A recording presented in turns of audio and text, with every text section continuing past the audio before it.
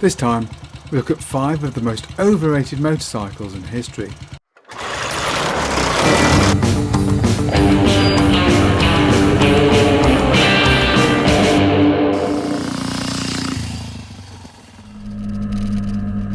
Now let's be clear, the bikes in this collection are all really good bikes. In fact, they're fantastic bikes. But the thing is, some bikes have a reputation that is so great that absolutely no real machine could ever live up to it. These are the kind of machines whose reputation has become almost mythical in nature. Is this deserved? I don't really think so. I think a motorcycle is a motorcycle. There are some very good motorcycles in history, but are any head and shoulders really above their competition? Here are 5 really great examples of motorcycles whose owners will definitely tell you that they are. The pre-unit T120 Bonneville. Now of course the T120 was in production for a very long time, from 1959 until 1975, and is a really great bike, there is no doubt. However, it's not without its foibles. The styling of the first models was surprisingly conservative, and it took them a year or so to really get the looks of the bike just right.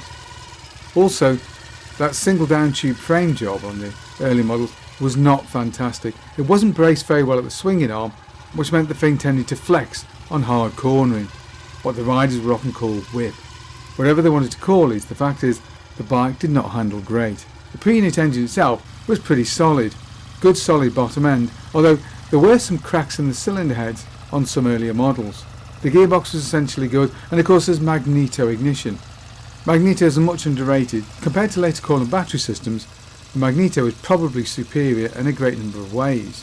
For a start, it will kick up on a flat battery, no problems at all. But it does add extra weight and complexity, and it wasn't until the later unit construction models that Triumph really got to grips with the handling of the things.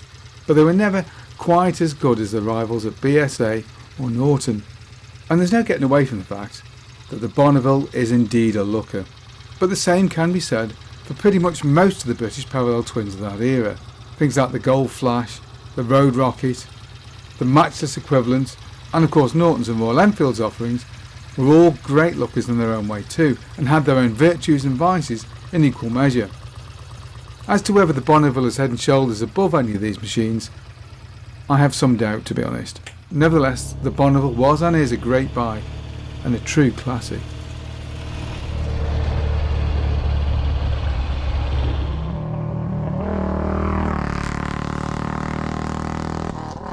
The BSA Gold Star. The Gold Star. Was there ever really any doubt that this machine would make it to the list? It is a fantastic machine, and BSA's metallurgy at this time was second to none, so the build quality is fantastic.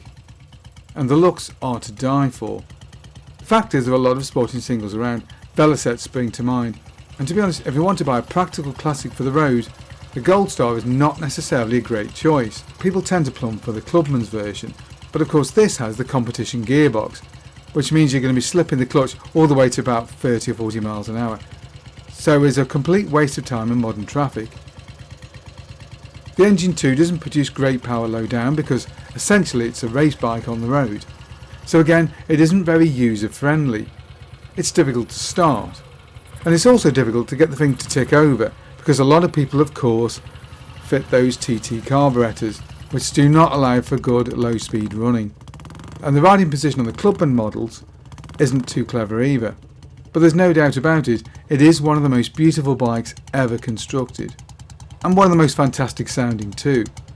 But if you want a classic to use every day, something that's going to be easy to live with and still be fun, the Gold Star probably is not the choice.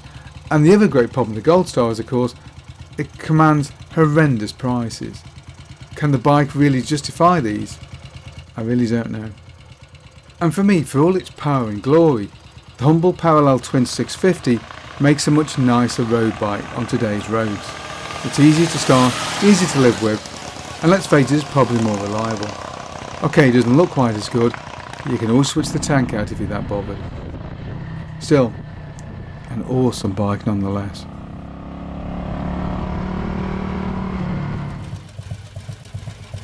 Brough Superior.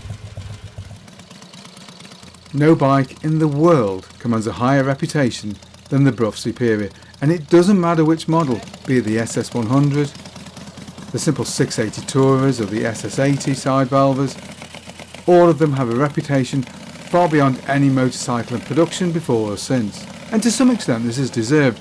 Build quality is fantastic and the engineering behind them is marvellous, and those things really will hit 100 miles an hour, which must have seemed incredible in the mid-30s. But of course, to some extent, Brough's massive reputation is partially built on great marketing, at which of course George Brough himself was a true master. But the simple facts are these: the bike is a BSA motorbike. It's made up from lots of parts from lots of different companies. Now that's not necessarily a bad thing, because in the Brough Superior it has produced a truly fantastic machine, but they weren't the only people building machines of this nature at the time, because companies such as Invictus and the Coventry Eagle Flying 8 that we can see here were very similar in general design and characteristics to the Brough Superior. However, their management really lacked the marketing prowess of George Brough. All these machines tended to use JA Prestwick or Jap engines, although very late Brough Superiors employed matchless engines. So you wonder why you couldn't go out and just buy a Model X matchless instead.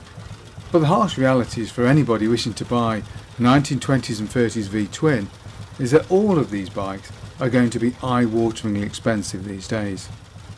But the Brough Superior is always that little bit more expensive. It always takes the price to the max. Does it justify it compared to a Coventry Eagle or a matchless V-twin? I'm not so sure. I remain unconvinced. BMW's GS models.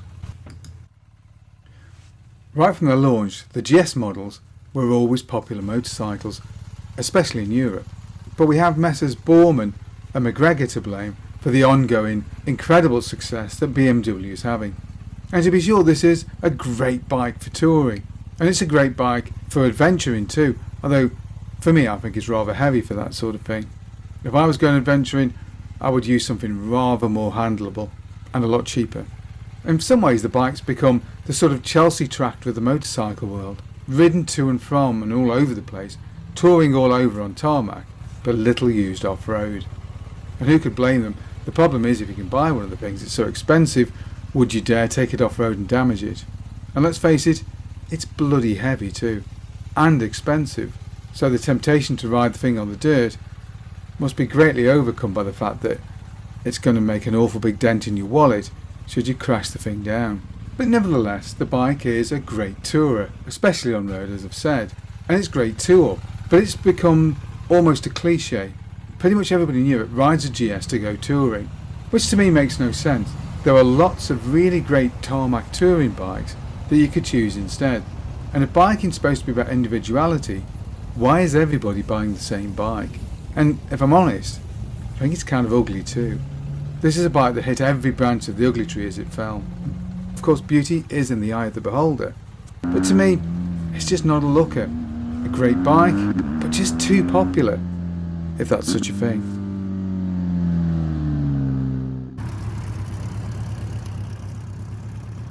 The Honda CB 404. Honda's CB400F was produced between 1975 and 1978 and was a development of an earlier 350 machine. The bike produced 37 horsepower, which was enough to propel the bike to just about 100 miles an hour, or slightly over. And this is often a bike recommended to fairly novice riders who want to get into classics. The engine is a delightful sort of miniaturised version of the CB750, although there are actually a number of design differences. But it is quite revvy. It's only 400cc after all. And when you compare it to bikes like the 350s produced in Italy by Motor Guzzi et al., the bike can feel rather flat in the mid-range, particularly when you compare it to its contemporaries from Europe, which were only running twin-cylinder engines. Eventually Honda would replace the bike with a 500cc and then onto a 550cc engines to really give it a little bit more mid-range shove. If you're riding this bike against an equivalent twin, it can feel rather flat. On the road you've got to rev the nuts off the thing to really get to the meat of the performance. And it really added a lot of complexity and of course therefore price to the production of the machine. Ultimately what Honda did was to go on to produce the dream parallel twin 400. This was a rather less exciting bike from a technical point of view, having just a single overhead cam and twin cylinders, but the fact is it actually outperformed the 404 both at the top end and in the middle of its rev range, and was lighter too, so all in all it was a better machine all round. It may not have appeared quite as exotic, having just those twin exhausts compared to the sweeping four pipes that came away from the 404, but the fact is in pretty much every other way it outperformed it, which of course is why we don't see a lot of small four-cylinder bikes around these days. For some, the simple exoticness and the noise that the bike produces as you scream it off the corners is well worth the ticket price.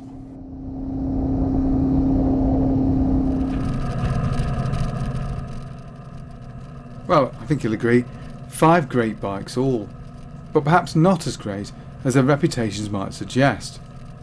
What bikes do you think are overrated? What bikes would you like to see on a future list? And also, what lists of bikes would you like to hear about? The best, the worst. What would be your choice? Well, I do hope you enjoyed that video. If you did, don't forget to like and subscribe. And of course, thank you very much for watching.